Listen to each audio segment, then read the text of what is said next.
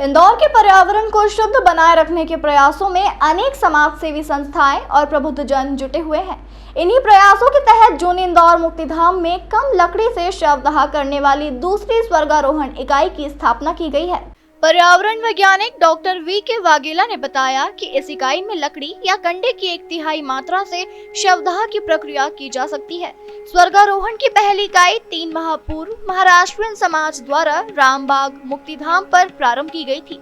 गुरुवार को दूसरी इकाई जूनी इंदौर मुक्तिधाम में स्थापित कर उसमें एक शव का धार्मिक विधि विधान से अंतिम संस्कार किया गया। शहर के एक उद्योगपति विशाल फैब इंडिया के संचालक अनिल जोशी के द्वारा इस मशीन को स्थापित किया गया है। स्वर्गारोहण इकाई के निर्माता हर्षिल अर्जुन भाई पटेल ने बताया कि इस मशीन में दाह संस्कार करने में बेहद कम लकड़ी का उपयोग होता है। सामान्य रूप से दाह संस्कार में लगभग 300 किलो के आसपास लकड़ी लगती है और उसमें 3 से 4 पेड़ नष्ट हो जाते हैं। वहीं इस मशीन में 80 से 100 किलो लकड़ी में दाह संस्कार हो जाता है। इस विधि से होने वाले शवदाह के दौरान बेहद कम धुआं व कार्बन डाइऑक्साइड गैस का उत्सर्जन होता है, जिससे पर्यावरण को शुद्ध बनाए रखने में मदद मिलती है।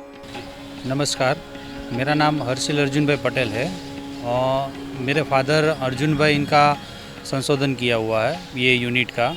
और ये हमने पहली यूनिट जो थी वो रामबाग मुक्तिधाम में लगाई थी और वहाँ पे भी लोगों का अच्छा रिस्पांस मिला है और काफ़ी पेड़ बचे इससे, क्योंकि जब 200 किलो लकड़ी की बात करते हैं हम तो 200 किलो मतलब होता है 2 पेड़, एक पेड़ में 100 किलो लकड़ी बचती है। तो जब भी किसी का अंतिम संस्कार इसमें होता है तो उस अंतिम संस्कार से हम 2 पेड़ को बचा लेते हैं, क्योंकि इंदौर में यहाँ पे 300 किलो लकड़ी एक मानव मृतदेह को अग्नि संस्कार में किया जाता है। तो हमारे यहाँ 100 किलो में हो जाता है, 200 किलो बच जाता है। तो वहाँ पे अच्छा रिस्पांस मिला और वो देखते यहाँ पे जूनी इंदौर में भी अभी हम ये लगा चुके हैं। और यहाँ पे कल हमने एक यहाँ अंतिम संस्कार किया एक बॉडी का, और वो भी 1 घंटे के अंदर, और 800 टेम्परेचर से 825 तक टेम्परेचर आ चुका था।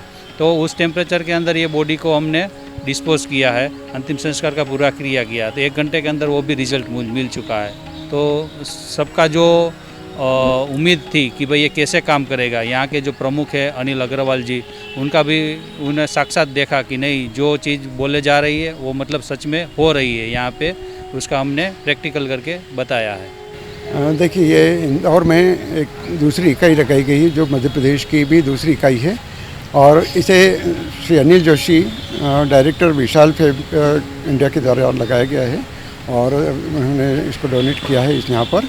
और ये जो इकाई लगी है इसमें सबसे बड़ी खासियत यही होती है कि इसमें लकड़ी और कंडे की मदद से ही हम दाह संस्कार करते हैं, जो विधि विधान से करते हैं। नॉर्मली ये देखा जाता है कि कई लोग जो इलेक्ट्रिक का या गैस वाले जो आधारित दाह संस्कार यूनिट हैं उनमें दाह संस्कार पसंद नहीं करते हैं। तो ये जो इकाई गुजरात के श्री अर्जुन भाई ने डिज़ाइन की है, इसमें ये बात का ध्यान रखा गया है कि हम अपने जो धार्मिक संस्कार हैं, रीति रिवाज हैं, उनका भी पालन करें। तो इसमें मात्र 100 किलो, 80 से 100 किलो की लकड़ी के द्वारा हम दाह संस्कार कर सकते हैं। इस तरह हम एक शवदाह में 200 किलो लकड़ी मिनिमम बचाते हैं। यदि हम देखें, यदि यहाँ पे हमने जैसा कि लक्ष्य रखा है कि कम से कम 1 लाख किलो लकड़ी पूरे साल भर में हम बचा लेंगे, तो इस तरह से हम 1000 वृक्षों को बचा लेंगे। तो ये सबसे बड़ी उपलब्धि होगी जो इंदौर के पर्यावरण के सुधार के लिए, इंदौर के पर्यावरण की विकास के लिए एक बहुत बड़ा योगदान होगा। बहरहाल इस मशीन के निर्माता का कहना है कि आगे भी हमारे द्वारा शहर के अन्य मुक्तिधाम में इस तरह की मशीन लगाने का प्रयास किया जाएगा। इंदौर से राजीव टाइम्स की रिपोर्ट।